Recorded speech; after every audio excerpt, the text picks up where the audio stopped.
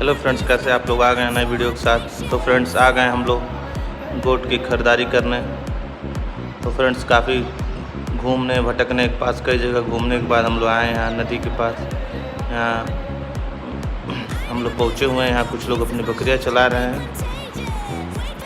और मेरे वर्कर गए हैं पता करने क्या है उनके पास कोई बकरियाँ अवेलेबल है, तो पता करके आ रहे हैं।